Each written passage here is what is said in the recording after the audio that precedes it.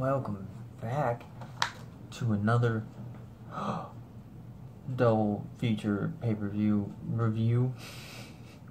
You got Extreme Rules Money in the Bank this time. You can see the Great Balls of Fire Battleground one won't have a DVD set.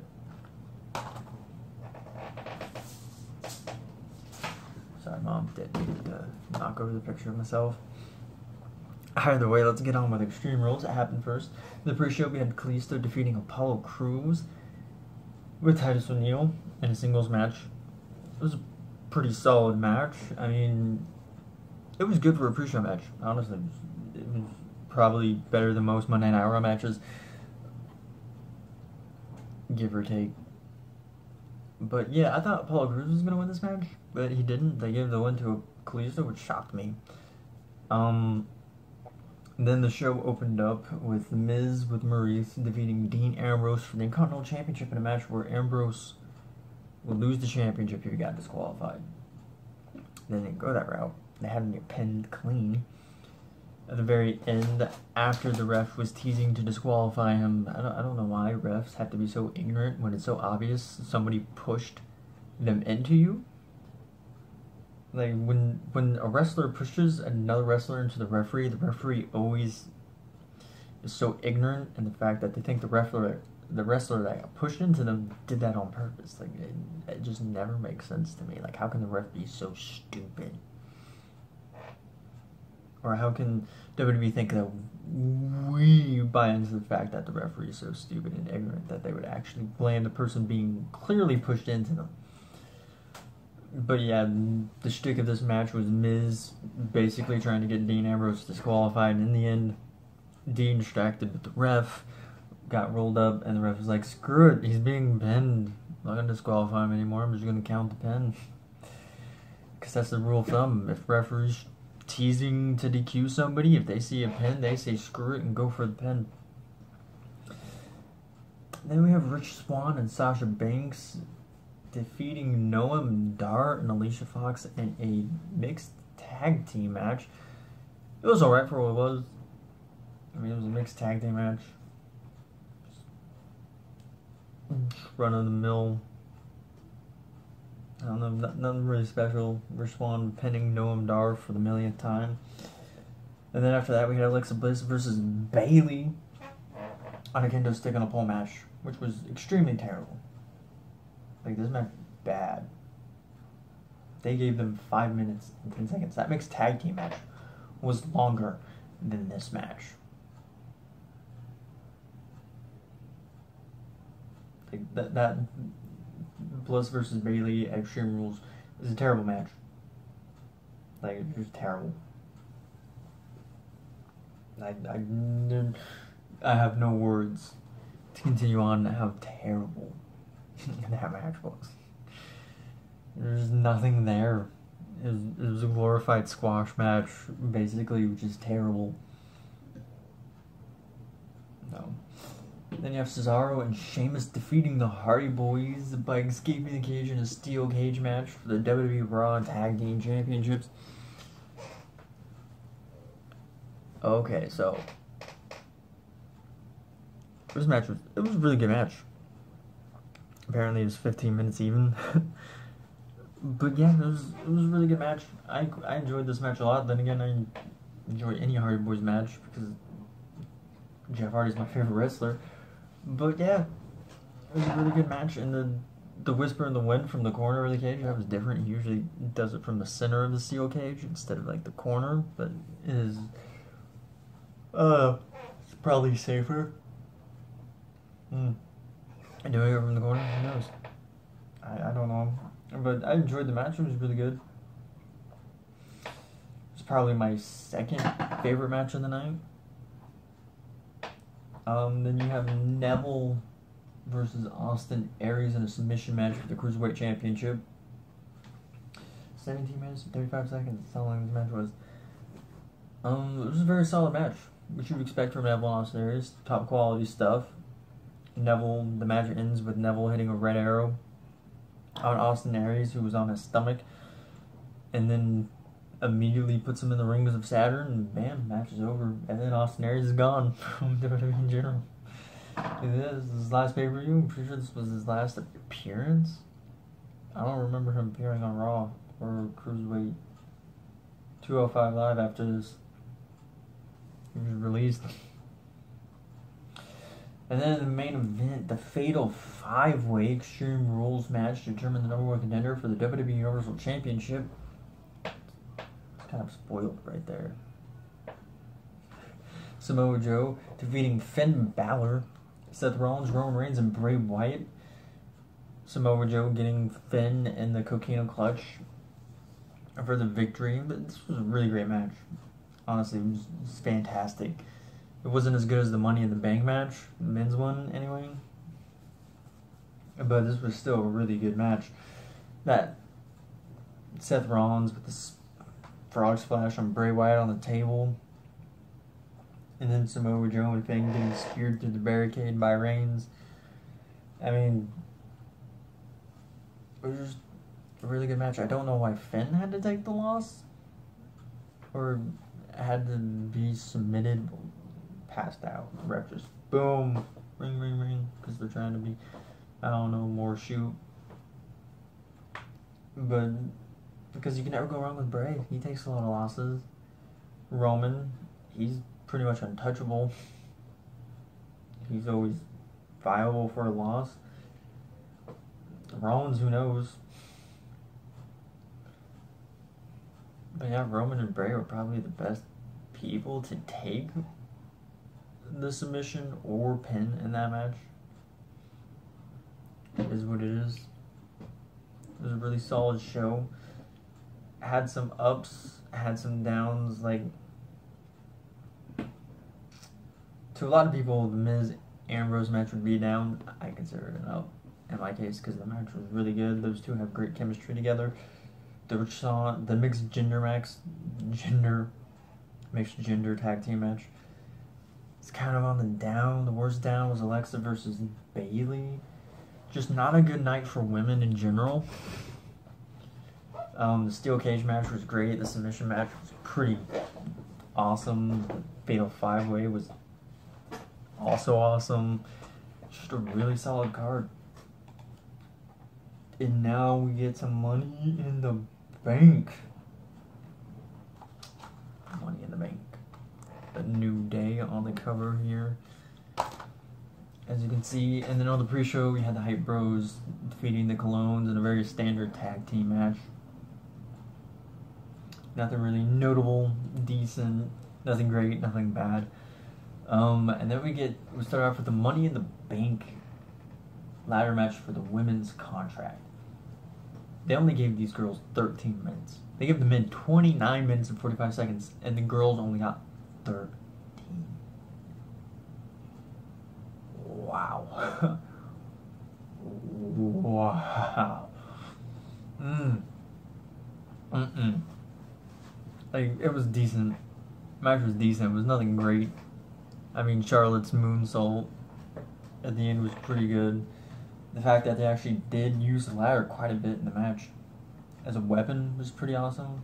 To see them not be so lenient with the ladder just because they're women. I wish the match was longer. Like, take out Breezango versus the Ascension as like the rubber match, the calm down match between the WWE Championship and the Money in the Bank men's contract. And just give that 3 minutes to them. And I think the match would have benefited more from it. But there was no salvaging that win.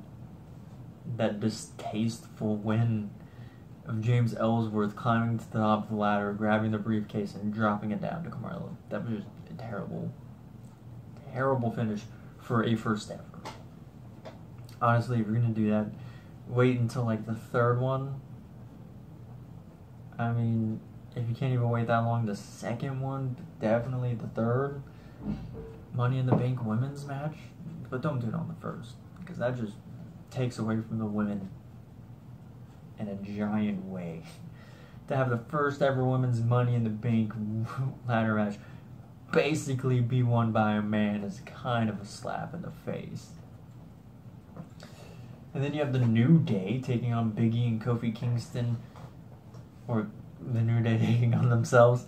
No, the New Day, Big E and Kofi Kingston combination with Xavier Woods defeating the Usos by count out for the SmackDown Tag Team Championship. This was a really great match. It may have only gone 12 minutes, but this match was freaking amazing. I mean, sure, yeah, it was, again, had the kind of like downer ending with the Usos just walking out, but fantastic match. And I feel like anytime these two get in the ring, they just top their last encounter with each and every match. It's just a shame they were relegated to pre-show at SummerSlam. We'll get to that later.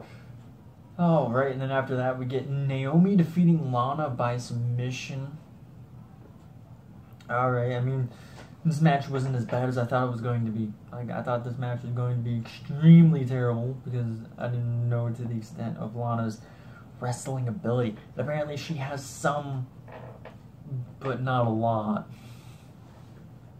Oh, and those spots where she was suplexing Naomi onto the ropes, like the bottom ropes, that couldn't have felt good. That was probably a risky spot, especially considering it was her first match. Her first televised WWE match, I'm pretty sure. Discounting WrestleMania 33. I mean, she's done some shows in NXT and some house shows, but overall, this was like her second televised match. She didn't really do much in that not Money in the Bank, but that 5-on-5 pre-show match at WrestleMania 31. Pretty sure it was then. Can't really remember off the top of my head. And then after that, you have Jinder Mahal with the Singh brothers defeating Randy Orton. This match was better than the Backlash match. And that's not saying much. I think the only reason this match was better was because of how Randy Orton took out the Singh brothers. Like, he just kind of did the whole normal blase stuff at Backlash, taking out the Singh brothers with the, I believe it was the double spike DDT. And in this one, he just completely destroyed them. Like, holy crap. Gave an RKO to one just on the ground. Did a running RKO on the other one through the table. The really annoying one. I don't know why. I forget that one's name. I can't tell them apart. I mean, there's obvious ways to tell them apart, but like with actual names, I don't know which one is which. I don't care too much either. They're honestly the most annoying thing to me on SmackDown Live right now is the Singh brothers. I hate the Singh brothers more than I do Jinder Mahal. But again, Jinder Mahal winning with the help of the Singh brothers. Kind of copy-paste, just making a more personal twist on the destruction of the Singh brothers. But that running RKO through the table was freaking amazing. Oh, I loved that. Oh my goodness. And of course, like I said, Breezango versus the Ascension, because the Ascension, again, claiming to be the people who destroyed Breezango's office. Yada yada, we already know they aren't. They lost in 3 minutes and 50 seconds.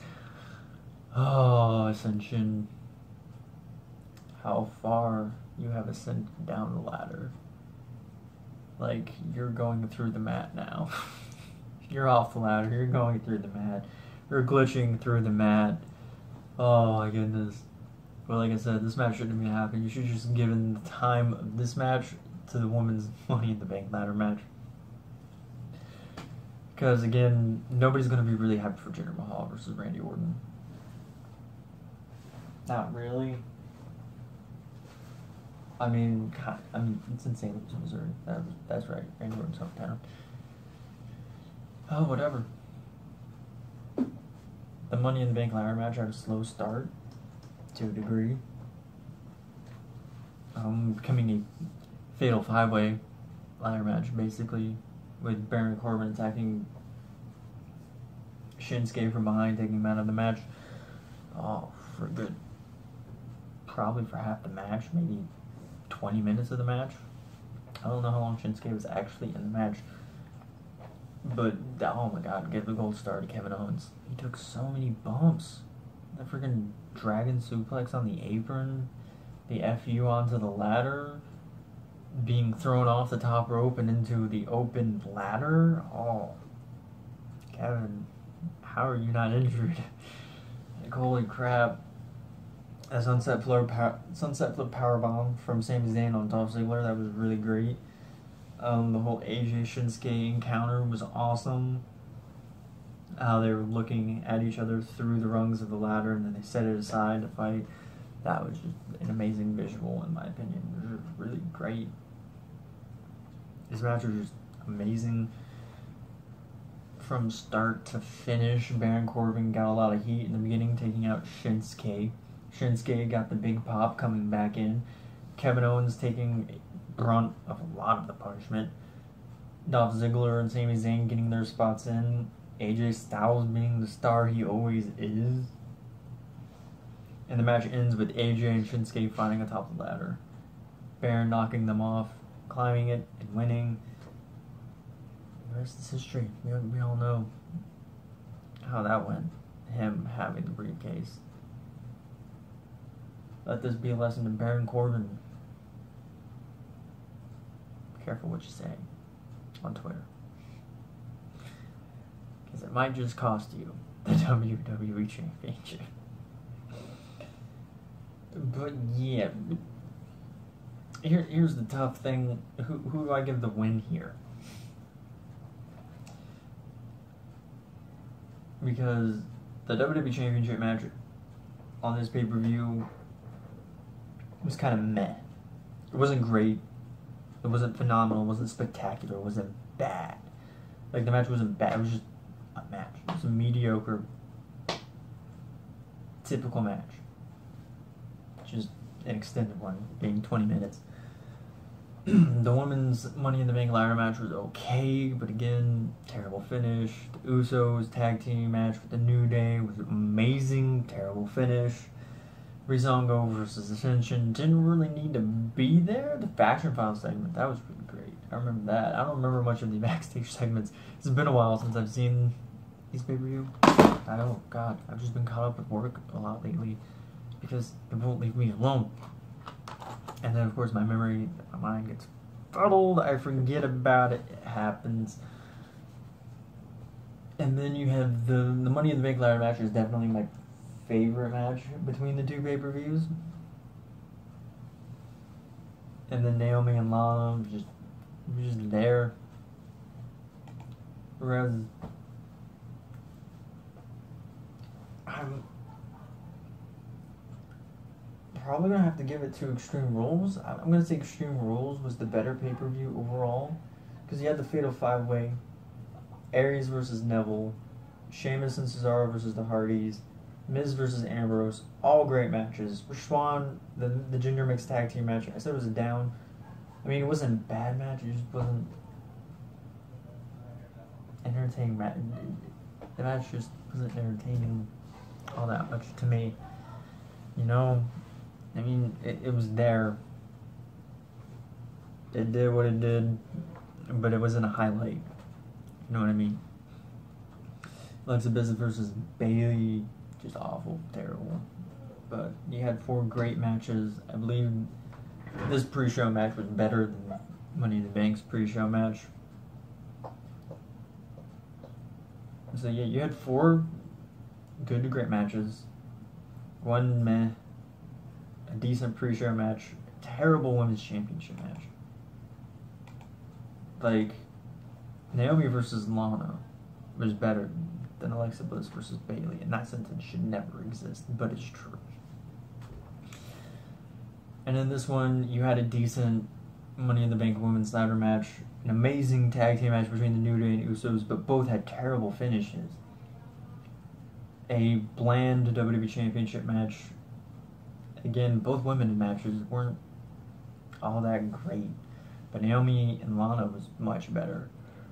But it still wasn't a standout match. To factor in Money in the Bank being better than Extreme Rules, Breezango versus Ascension shouldn't really have happened. But like I said, the Fashion Files was great. And the Money in the Bank ladder match, the men's was amazing, phenomenal, the best match between the two shows in general. But I feel like Extreme Rules just had the better matches overall. That's just how I feel. What pay-per-view did you like better? Did you like Money in the Bank better, or did you like Extreme Rules better? And that being said, what match was your favorite from Extreme Rules, Money in the Bank, from both pay-per-views? Tell me in the comments below. Hope you have a great day. Remember, only you can be the best you can possibly be. If you like the video, give it a like, comment below, but there's super special awesome. Subscribe if you haven't. Really help me out. Ta-ta. For now.